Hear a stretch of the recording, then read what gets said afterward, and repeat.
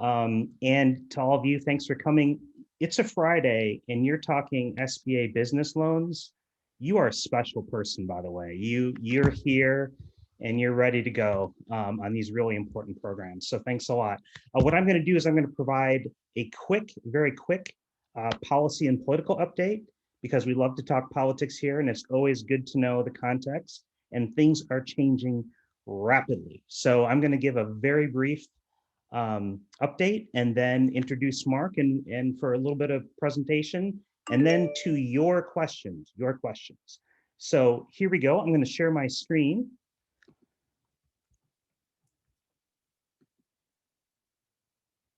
And hopefully, is everyone seeing this wonderfully designed PowerPoint that I did? That's probably not impressive, but gets it across. Okay. So if you're here if you want to know about SBA programs, you are in the right place. Here is the rapid update about where we are at. Congress is considering a next round of COVID relief. You probably have heard it as ARP, or the American Rescue Plan, which has been put forward by President Biden. What we expect, or at least what the intent is that Congress would pass this relief through, hopefully, and then it would be followed by more of a recovery package. In other words, it's called, I think, Building Back Better, which would look at a lot of transportation and infrastructure, and we want to be represented in there too. But that's later. For now, what we expect, and I haven't checked C-SPAN yet, but the House is expected to vote on the American Rescue Plan this afternoon. They want to move that over to the Senate as fast as possible. What is the American Rescue Plan? What's in it? Well, what's in it is it's a total package of $1.9 trillion. And it includes things like relevant to today, 1.25 billion in additional funding for the Shuttered Venues Operators Grant. It includes some additional monies for loans and similar business support programs, but also because there's a lot of organizations on this call, but we also deal with artists every day and many artists on this Zoom too. For individuals, what we are looking at in the legislation is an expansion and extension of the unemployment insurance benefits that the federal government is now providing. We're looking at upwards of 60% of the arts sector is unemployed at this point. Consider that. And so those individual provisions are very important too. Probably a stimulus check, I think, is in the bill at about $1,400. As you probably heard, the minimum wage, the parliamentarian ruled that that's probably not going to stay. It's going to the Senate where they're going to use a special process to try to move that through quickly on a simple majority. So we'll see where that goes. The goal is to pass it by March 14, because that's when unemployment benefits are set to expire and millions of people are on unemployment. So we're seeing progress. It's moving through. It might be a bumpy ride, but it's making it. And we will continue to advocate for you. On the state level, at Springfield, I want to just emphasize one thing. That is, last week, the governor issued his proposal for the fiscal year 22 state budget. The state is looking at billions of dollars in unpaid bills and a very large budget deficit. However, we were glad to see that the Illinois Arts Council agency did not receive any cuts. It has level or sustained funding at 3.3 million dollars. When we get to the billions, that's when we're hoping for federal support to come to state and local governments. Wasn't in the last package. We hope it's in here. Some of that money would go to the NEA and trickle down to the states. That could be another source of funding for the Illinois Arts Council for COVID emergencies. So in summary, things are moving. Stay tuned to the Alliance for updates and for action alerts. Today, we are going to focus on one part of the package, Small Business Administration and the loans, PPP, et cetera, that they're doing. And now I'm going to turn it over to Mark Ferguson, Deputy Director for Illinois for the Small Business Administration. I'm first going to say that I did hear rumors that Mark has arts in his background. Mark, is that true? Yeah, it's true.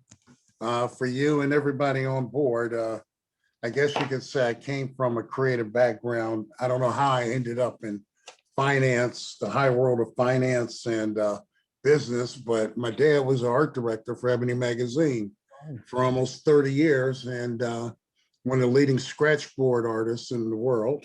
You know, if you're familiar with the medium scratchboard, my mom was a senior editor and VP of a publishing company. So how I ended up here, I don't know.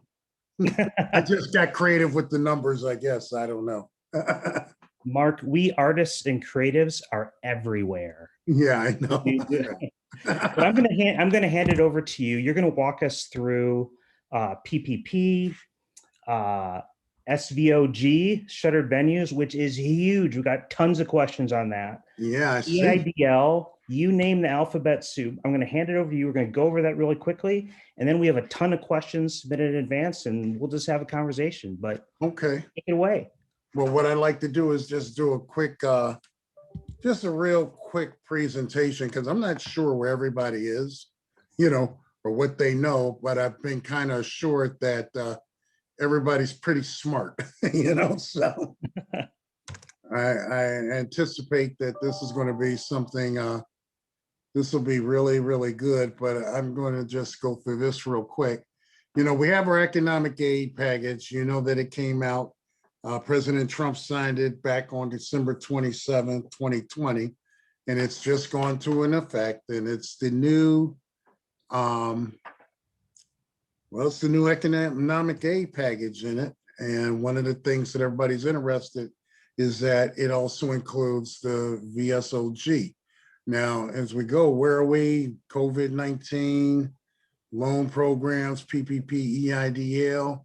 Now we've got some other grant program details with targeted EIDL advance, SVLG, additional sources. You know, if you guys are like me, you're probably kind of zoomed out because I was telling Casey earlier, she said, are you comfortable with Zoom? I'm like, No. you know, I'm a teacher. I'm a college professor, minister, businessman. This is all we kind of do. Zoom, go to meeting, WebEx, whatever.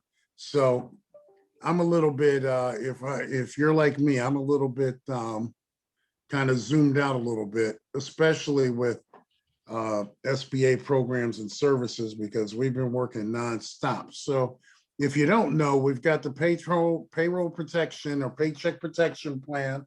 We have debt relief, we have the EIDL, and now we have the SVLG, the Shuttered Venue Operators Grant. And some of these are pure loan programs, the others are grant programs, and some are hybrids. It's like the EIDL, you know, and the PPP can be considered a hybrid also. The payroll protection, the top takeaways that is different from the CARES Act of March 27, 2020 is that now a borrower can select the covered period between 8 and 24 weeks. Prior to that, it was either 8 weeks or 24 weeks after we had the Flexibility Act. I know, can you guys keep up with all these acts? I'll tell you. June 5th, the PPP Flexibility Act of 2020 allowed us to go out to 24 weeks. Well, now, as of the new package that we're sitting here with today, you can now have a covered period for PPP going from 8 to 24 weeks in any time in between. So that would probably be based on what your cash cycle would be, okay? You know, the second draw is designed for the hardest hit businesses, and those hardest hit businesses are you. It's part of my creative side that you haven't seen me do in a little while, but I've got to put it back out there. It's Fridays with Fergie. That's me, Fergie. Fridays with Fergie was meet the deputy, ask me any questions. I try to get some managers on with me that work with me on my team to answer any of these hard pressed questions. And we just talk things out. We've learned a long time ago that people don't care how much you know until they know how much you care. and we do care. And we understand that sometimes you just need somebody to talk to. You want somebody to listen. You don't want us to talk at you. So we're probably trying our very, very best to be accommodating like that. So let me just go ahead, tell you some other top takeaways from the previous package to the package we have now. Once upon a time with the PPP, you couldn't take away your expenses. Remember, under the PPP, 60% was for payroll protection. The other 40% was for allowable expenses. Well, that's still true. But now we've expanded the expenses to include PPE, supplier costs, other type costs. You can look them up on our webpage that you can now include in that 40%. What you have to remember, what still remains the same is that if you satisfy that 60% for PPP, 100% of the PPP loan is forgivable. So that's still a great deal. I always tell people, if you haven't got your PPP, you better hurry up and go get it now. And the other thing that happened last year that you probably remember is that with the EIDL, we have what we call the Economic Injury Disaster Loan. That was a direct loan by the United States SBA that came out of the Office of Disaster Assistance. That's the other side of the shop I work on.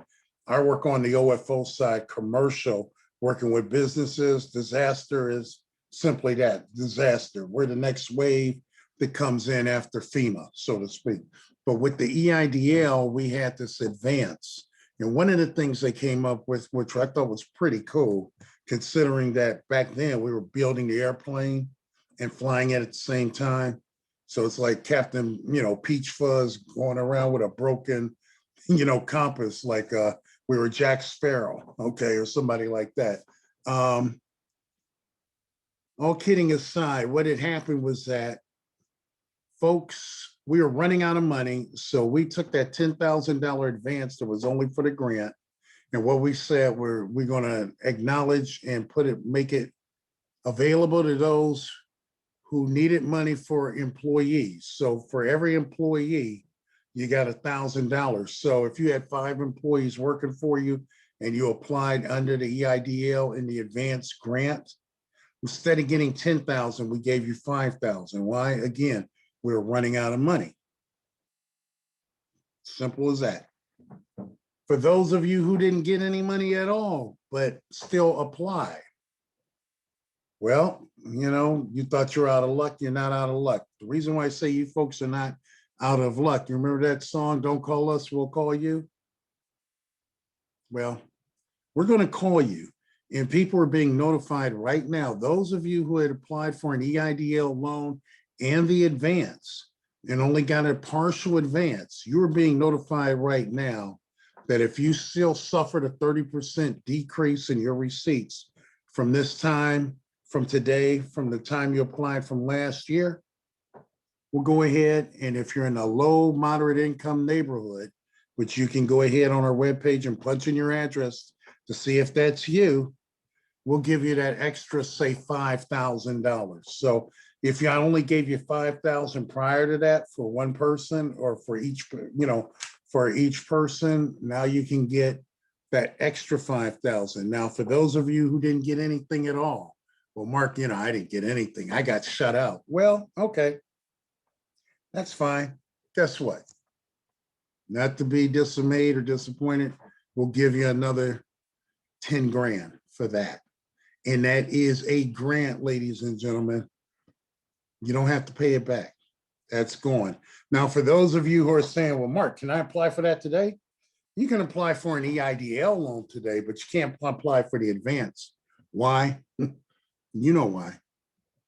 We don't have the money. We don't have all the money. Here's the sad fact of the matter. Once we take care of the partial payments and once we make everybody whole, there's about 16 million of you who are still lined up to get that $10,000. That's a lot of cheese. I don't think we're going to have a lot of that money available. So for those of you who are in Flint like that, great job. For those of you who are not, well, we'll get over it. Okay, we got to just keep moving on. With that being said, what's the first draw of the PPP? Your first draw on your PPP is simply, did you get monies back under the CARES Act? Okay. And with that first draw, what we're talking about is that, are you going to be eligible for the second draw? And that's going to have a lot to do with whether or not you're in business on February 15th, 2020, whether or not you can prove that you had a 25% reduction in gross receipts or revenues. We're going to get into, I don't even want to talk about it, but this whole earned revenue, gross revenue, we'll get to that shortly.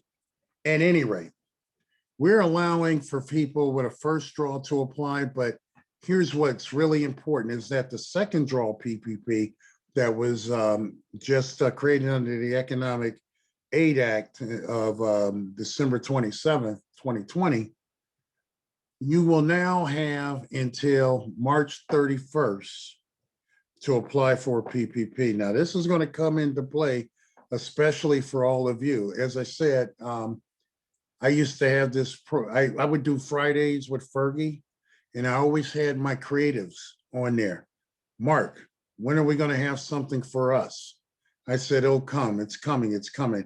They were alluding to the SVOG, but you want to keep your mind on this date for the PPP of March 31st, 2021. Okay, let me keep rolling here. I don't want to get into the increase because that can get a little touchy. You know, sometimes at the government, we don't keep it simple, sunshine. Okay, we make it very, very tough on everybody. New PPP standards for the first draw includes house cooperatives, destination marketing, 501c6s. Those of you who were beating me up relentlessly last summer that you were my Chamber of Commerce directors, I said, I can't help you. I can help you now. Still eligible or your sole props, your not-for-profits, your veteran organizations, that sort of thing. What's the second draw? The second draw is simply, if you got a first draw and you get another draw, you got a second draw. And the only difference there is that you have to show that, like I said, you have to show you had a 25% reduction in your gross receipts. You're still going to calculate your payroll the same way. Take the average monthly payroll, multiply it by 2.5. That'll give you your maximum amount. 60% of that has to go to the payroll. 40% can go to eligible expenses, however you want to do it.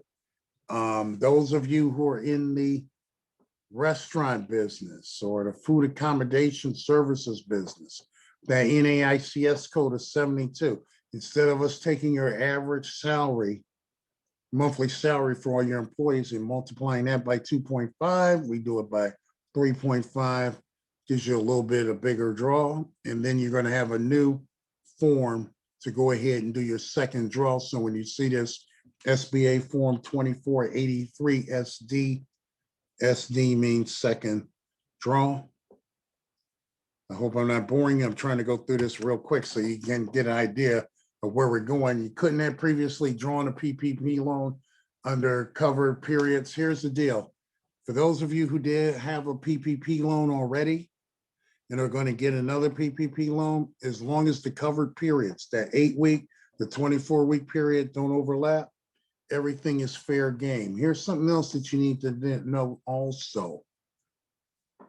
In order to qualify for the SVOG, you had to have satisfied or at least have some kind of completeness done with your first draw PPP loan by December 27th, 2020. That's where you hear you cannot have, well, matter of fact, that's the only exception where a small venue operator grant and a PPP can coexist. Because after that date, you cannot have a PPP on your draw, first or second, doesn't matter, and you cannot have an SVOG at the same time. But again, we're still talking about 25% reduction. and you're talking about 300 employees or less. This is the PPP application. You know, you can go to lender match. All of you, from what I understand from our hosts, all of you are very, very sophisticated. You're kind of familiar with this process. So I'm not going to bore you with the details on that. Of course, that the portions of the PPP that are not forgivable, okay, you'll be subjected to anywhere from a 2 to 5 year loan. It's 2 years up to June 5th, 2020. After that, it's over 5 years. But here's the deal. Whatever is not forgivable is subjected to a 1% interest rate over, say, 2 to 5 years, depending on when you got everything. All right. Right now, we're having issues with forgiveness. I'm sure you got buddies out there that are saying, "Man, I'm done with my PPP, and I want my loan to be forgiven, but my bank is not accepting anything right now." Well, the banks are being banks, I guess, and they don't have their platform set up yet. So they got their attorneys involved saying that, well, we're not ready to accept forgiveness. Well, we didn't write the legislation that way. We said that whenever our borrower is ready to have that debt forgiven, they can go there. But please keep in mind that if you look at the last sentence here, borrowers who do not apply for forgiveness, payments will start 10 months after the last day of your covered period. So you do have 10 months beyond the last day of your covered period. At the end of that 8 weeks or the end of that 24 weeks, whatever you opt for or whatever covered period you opt for in between. I'm hoping that this is kind of like bridging some gaps with you guys. The other thing, the EIDL advances are no longer going to get 1099. Remember, we had this whole issue about, oh, you're going to give me money and then you're going to charge me for it too through taxes. Yeah, that's the idea. That's what we want to do. Well, no, we're not doing that anymore. We're also, for the expenses, that 40%, you can now take that and deduct it as you would on your regular profit and loss statement. So those are some of the things that we've done with going from the CARES Act to the Flexibility Act of June 5th to now the Economic Aid Act for hard hit businesses. Oh boy, let's see. The EIDL loan is, there's some couple of different things. I'm not sure how many of you are interested in that, but with the EIDL, you're looking at 2.75% interest, can go as much as 30 years. For not-for-profits, for-profit, it's 3.75. The one big thing that you have to understand between the EIDL disaster loan and the PPP is that the PPP loan is determined based on your payroll and eligibility and whether or not you had losses. The EIDL loan is whether or not you've been impacted by COVID, but it is a loan and is subjected to the 5 C's of credit. Okay, so you're getting a real bona fide loan there. Anything that's over $25,000 will have to be secured with UCC filings, as well as your personal guarantee. Let's see here.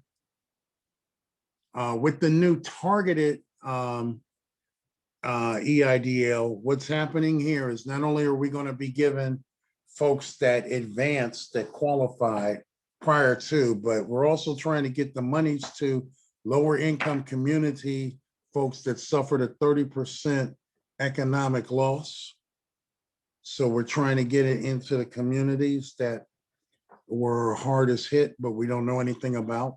You got to remember in 1953, when we were created, meaning the SBA, was to level the playing field between big businesses and small businesses. After all, you small business people are the folks that run the economy. All right. Okay, this is again talking about the EIDL, and if I don't have to talk about it, I won't. Okay, but we are finally acknowledging the ITIN number to go in place of the social security number in some instances.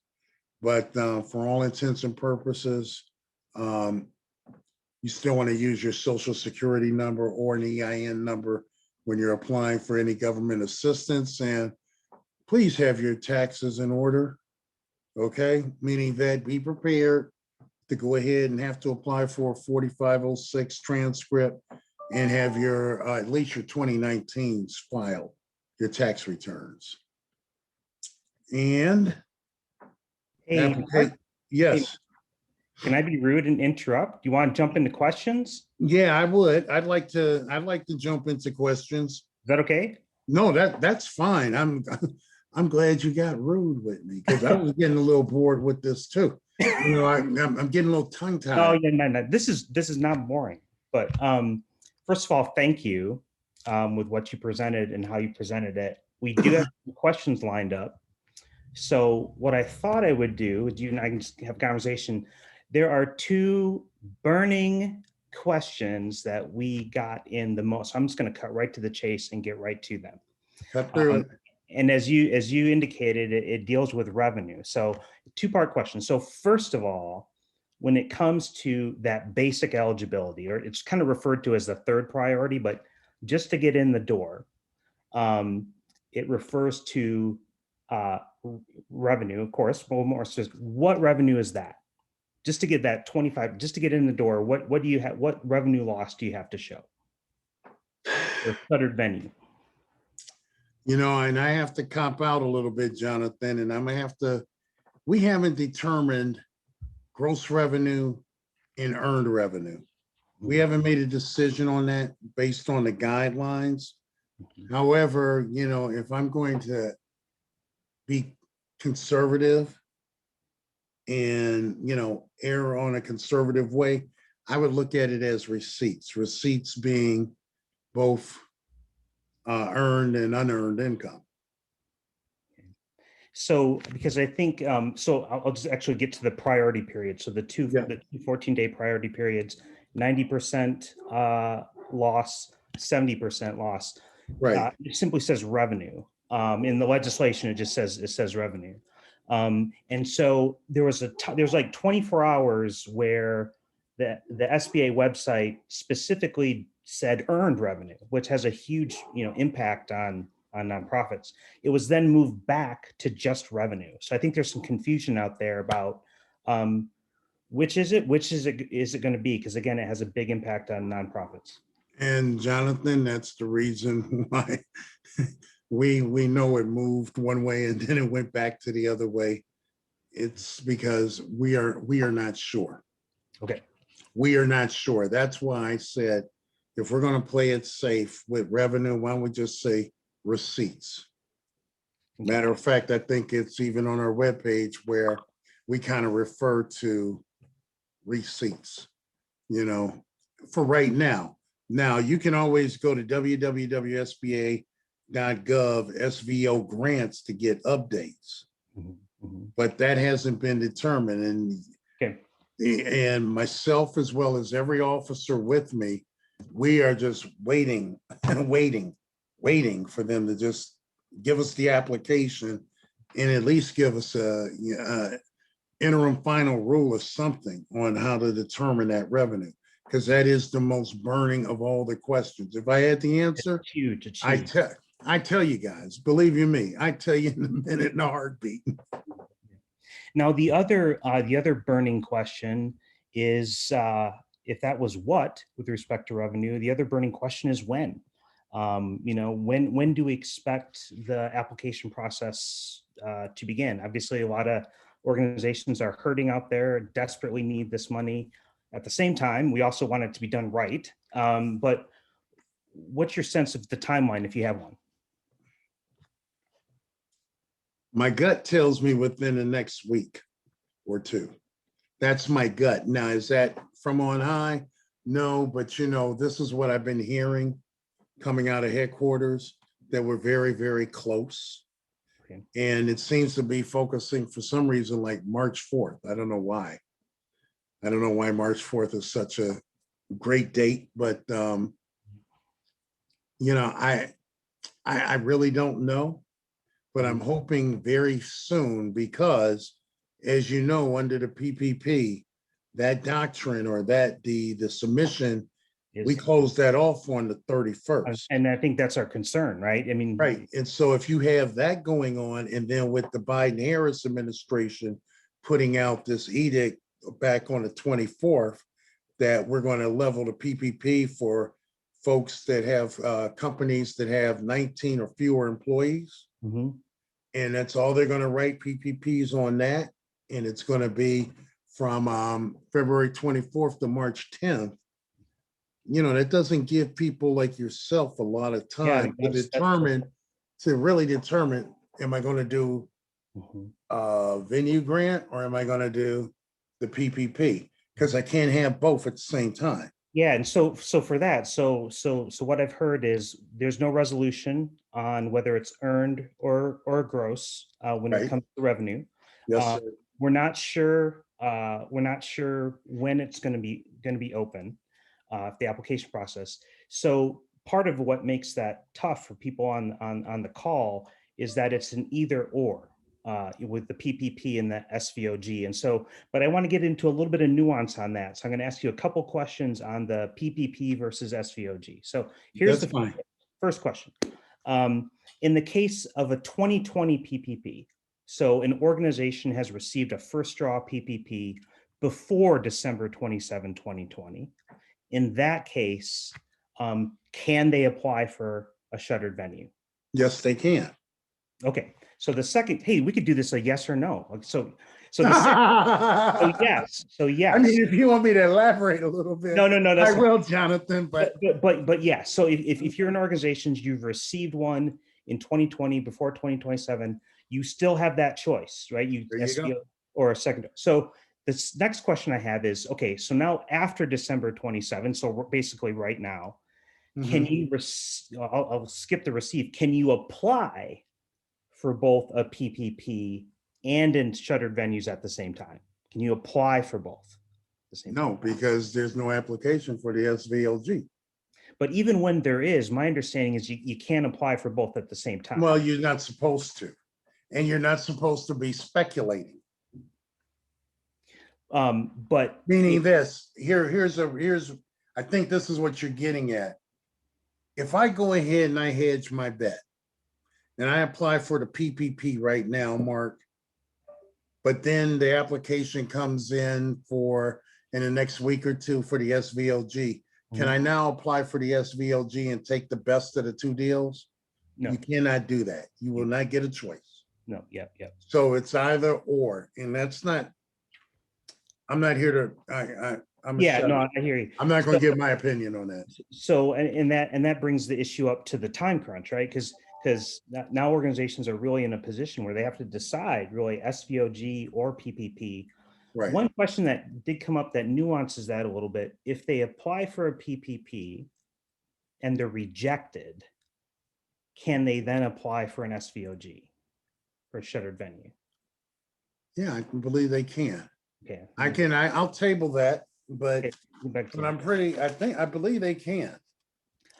Okay, so those are the most important things. Having to decide really between PPP and SVOG when we're looking at this year.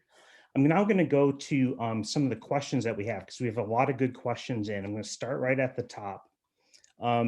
Here's the first one. Do you know? Somehow I think somebody needs to give me a blindfold and a cigarette.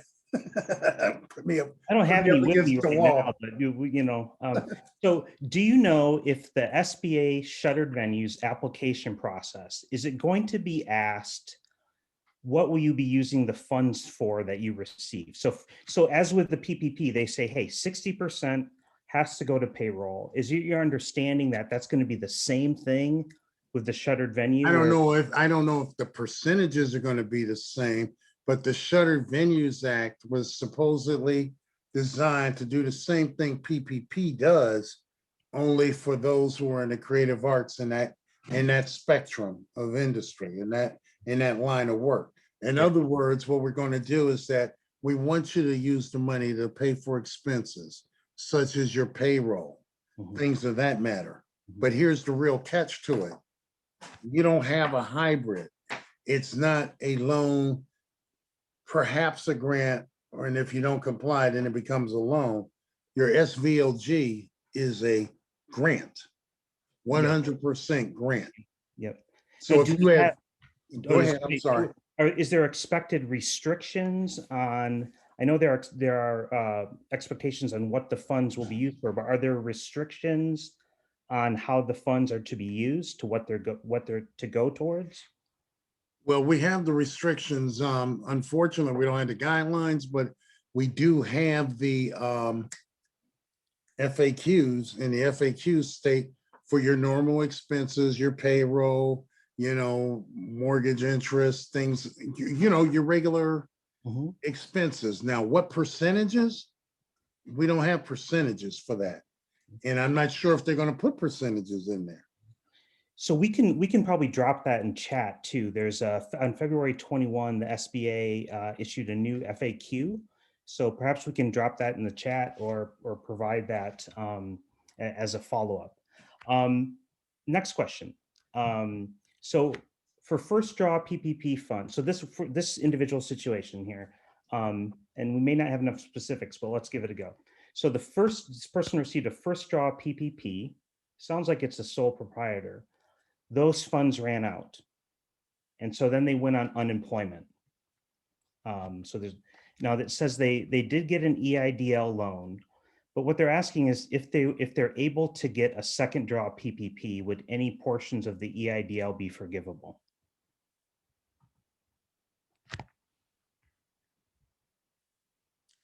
My first inclination is to say no. Okay. Okay, because the EIDL is a loan. And it is a loan that is used for, had COVID not reared its ugly head, you would have been able to pay your bills. But because you couldn't pay your bills because of COVID, this money coming in from the EIDL should be used for your working capital purposes. Okay. Now, with the PPP coming in on a second tranche or something like that, can you refinance that?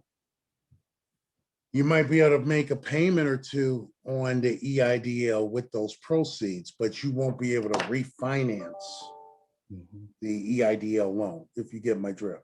Yeah. Yeah. So I can't take, if I have a EIDL loan for say 50, and then I get 150 from PPP, I can't just go and say, okay, I'm just going to refinance my EIDL. Okay. Doesn't work that way. We won't let you do that. Is there any word in terms of, the pressure's coming up, March 31's coming up? Is there any word about that deadline being extended? And they just released the bill yesterday. I'll look into it.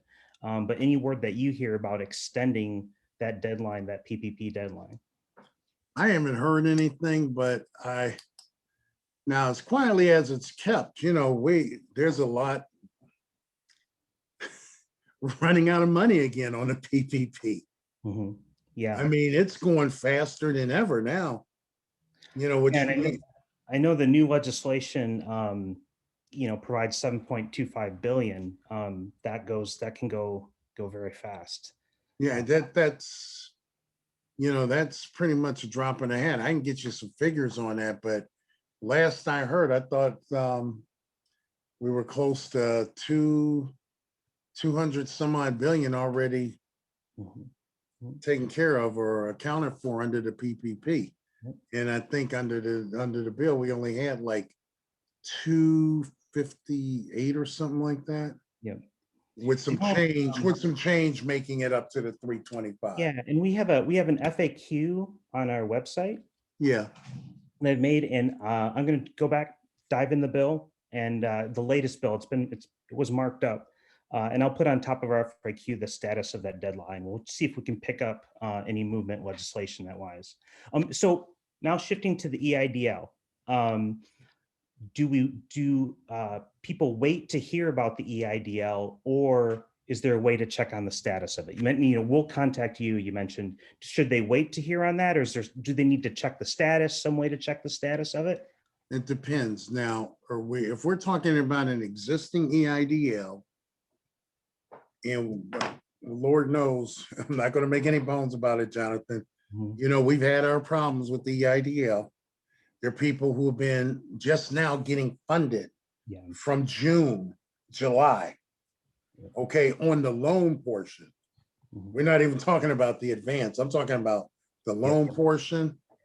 Now, And this question is on an existing EIDL. so say it one more time again for me. So they're wondering about the status of, I believe of an existing EIDL. That has not been, it has not been dispersed. Sounds like that's the case. Do they wait? And if others are in that situation, They don't have to wait. I mean, if you're going to have to wait to be contacted if you applied for the advance. okay, Okay, we will contact you for that, for the advance. for the advance. But if you're talking about just your overall processing of your EIDL loan, Mhm. if they want to, they can just send me an mark.ferguson@sba.gov. Mhm. Just say, Mark, I don't know the status of my loan, and I'll have some of my folks look into it.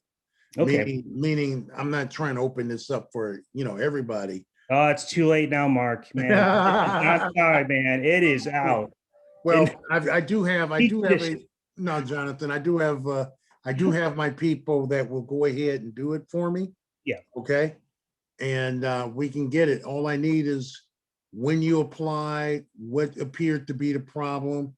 If you have any kind of correspondence between ODA or the Office of Disaster Assistance, Mhm. along with the application number, we can try to figure out whether it got hung up somewhere. Because you got to remember, a lot of people, a lot of times these things get hung up because maybe someone passed away or you got impatient. So you made two loans under the same social security number or EIN number or something, which flags us for, fraud, right? Mhm. Mhm. So there could be a lot of different reasons. I have one guy that I just got him resolved. He forgot one number on his bank account, and we finally got him straight. But I had another one with another bank where the bank sent back his $10,000 advance, sent it back to the SBA, to ODA, because he had the money get deposited not in his business account, but in his personal account. Okay. And So they thought the bank thought it was fraud, sent it back. And the reason why I know it, because it just came up. They said, well, Mark, can we get that money back? I'm like, I don't think so, but I will ask. moral of the story, double check your numbers. Well, yeah, it really, because when I saw the questions and I'm sitting here and I'm going through some of this and we're going through FAQs, FAQs is, I guess you can quote me. FAQs, in my opinion, is just a way of making amendments to what we didn't think about up front, Yeah. or not FAQs, IFQ, or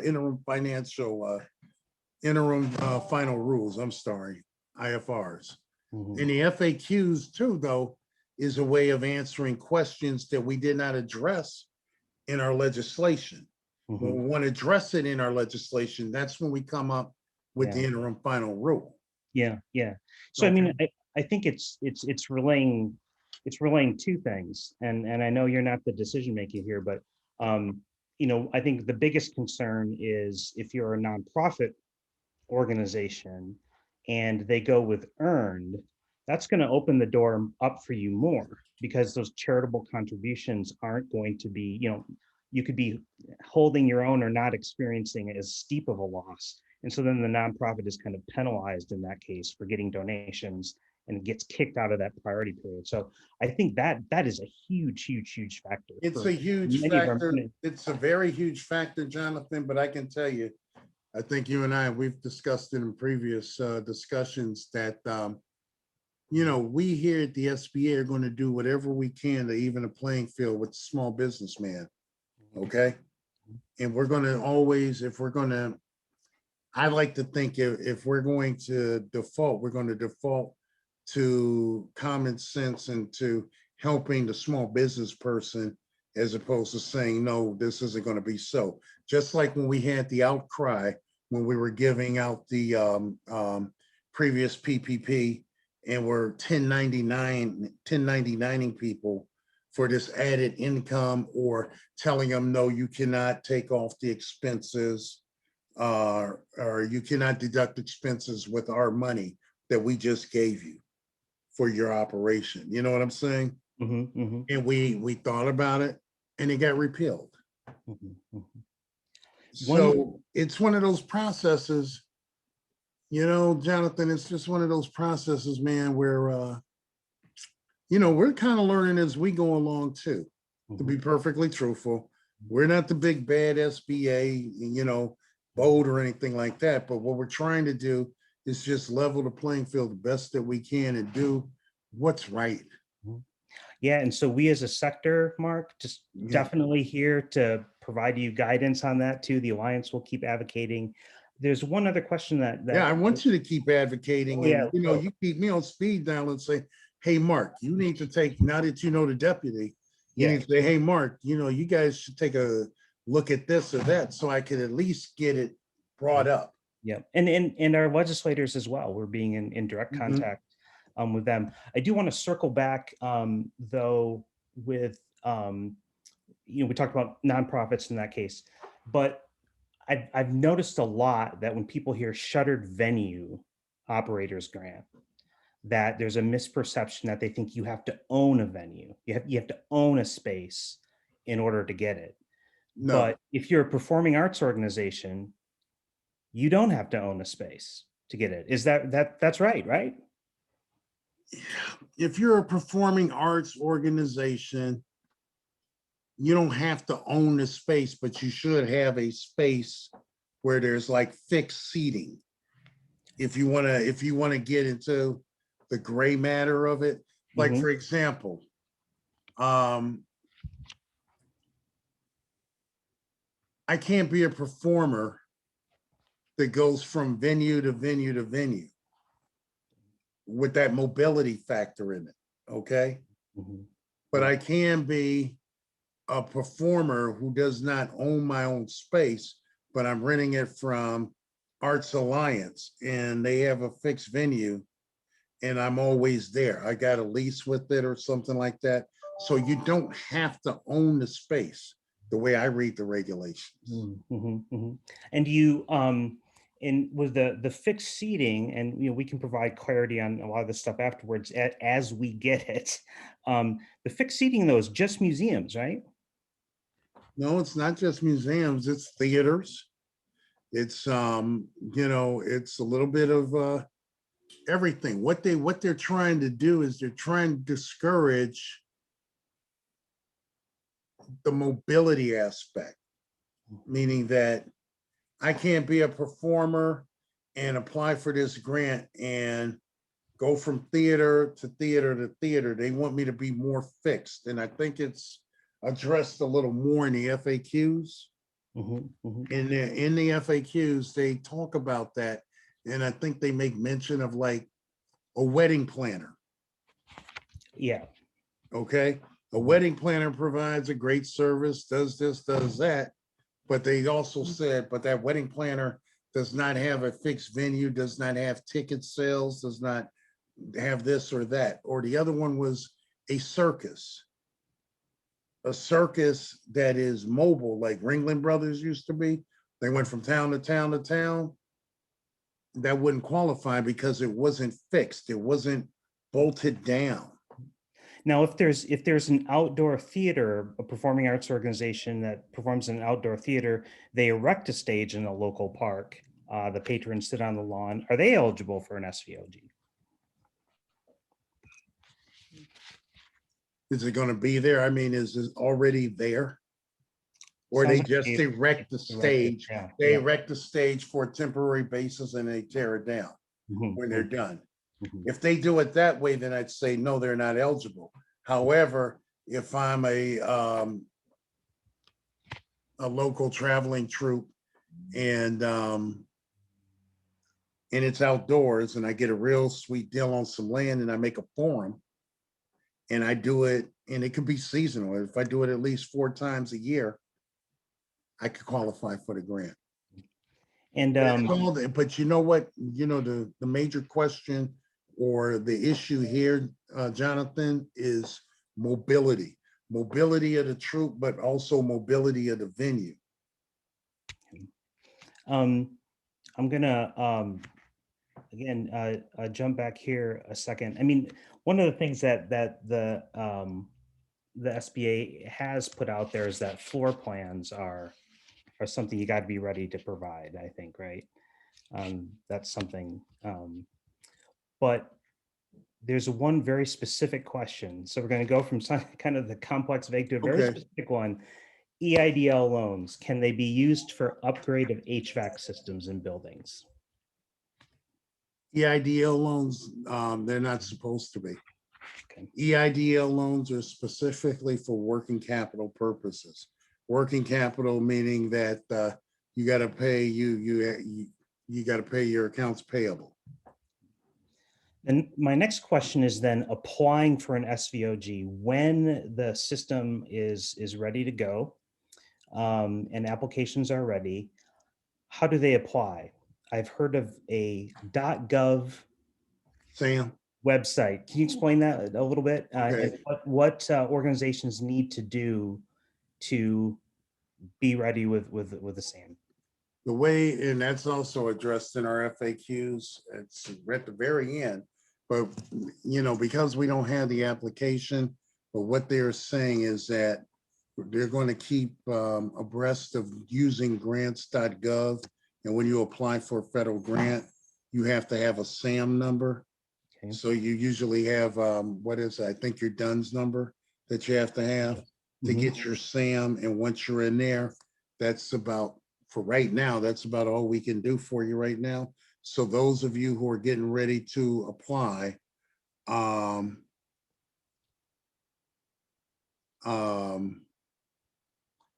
you should have at least that. You should at least have your SAM number in place. So people will need a DUNS number, and as follow-up, we can, SBA has provided a link for explaining that and how to get it, but you'll yeah, yes, sir. Yeah. Matter of fact, keep your eyes, if you go to www.sba.gov/IL, my director, my boss, Robert Steiner, has done a, Robert has done a webinar on how to apply for SAM. Just for the SVOG, just for folks like yourselves. But organizations need to be aware that that's something they're going to have to go through, and that's something yeah. they should be looking at right now. Right, that's That definitely. Bo right there. Did Bo just call so we can get? No. That was one of my team members calling me. But basically, that's something that organizations need to be aware of. That's a step in the process, even though the application is not available yet for SVOG. There is something they can do if they don't have a DUNS number and they need a SAM.gov account. That's Right. something they can. You can get ready for the application, and the way to get ready for the application is to get yourself registered in SAM. Okay, and we can relay that. Right. I can get your information on that too. My understanding is if you've applied for, say, a National Endowment for the Arts grant, you're probably already in the system. You're probably, yeah. I mean, this is the way grants.gov handles everything too. See, normally through SBA, we look at it, and that's the other thing. Folks have to remember the SVOG program is handled by the Office of Disaster Assistance. Myself and all of us here in Illinois, we're not in disaster assistance. We're on a commercial side. We help you grow your businesses, that kind of way. But what I wanted to say is that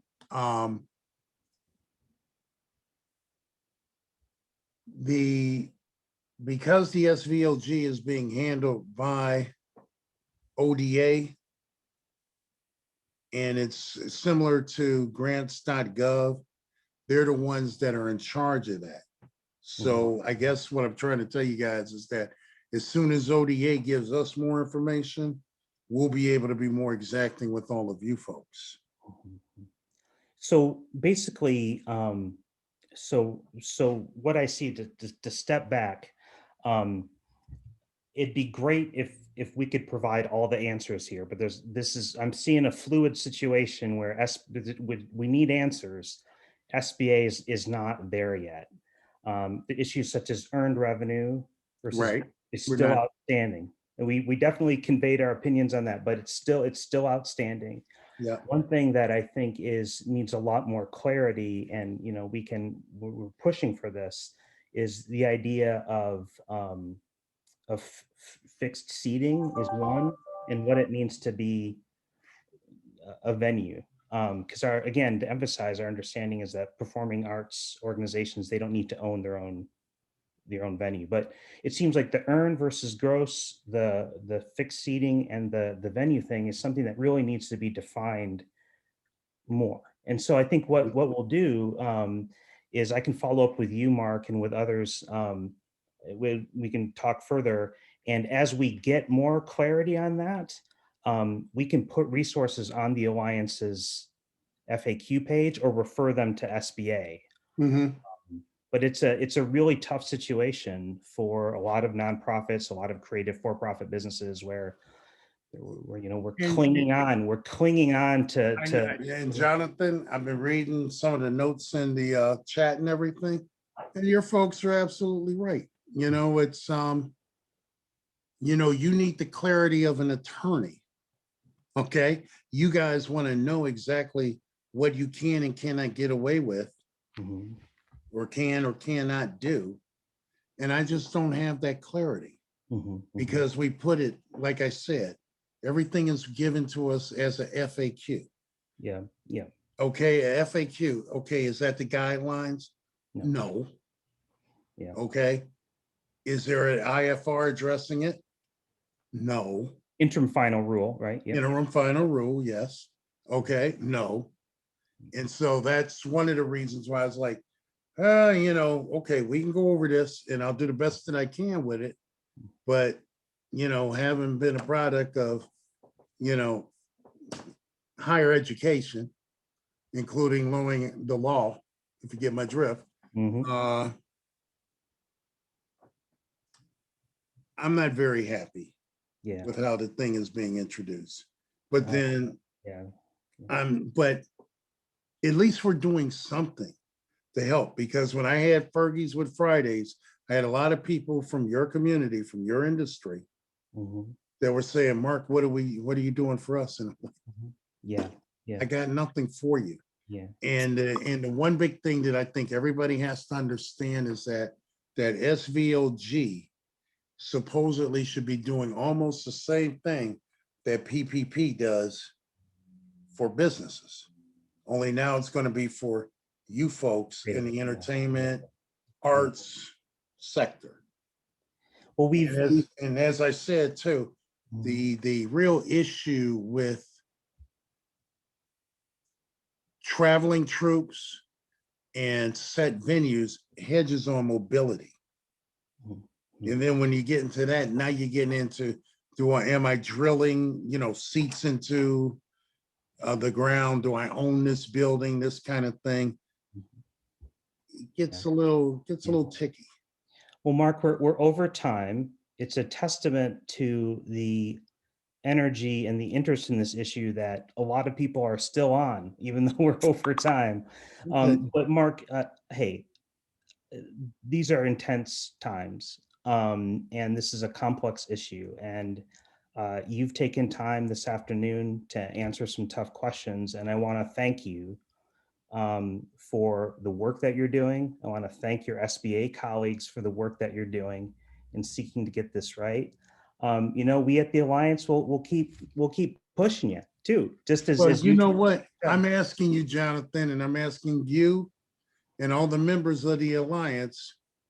I have no shame in my game. I'm Mark.Ferguson at SBA.gov, Yeah. 312-353-5430. If they have specific questions, I'll go look them up and I'll put them in the forefront. I don't have a problem doing it, because you know what? The better I can communicate what it is that we can do, the better off we'll be. I mean, I've been lending money for 40 years, Hmm. but not quite this way. Yeah. And probably not in the billions of dollars either, I imagine. Well, we've done 14 to 16 years worth of work in a matter of months. Well, Okay. hey, Mark, thank you. Relay our thanks to everyone at SBA.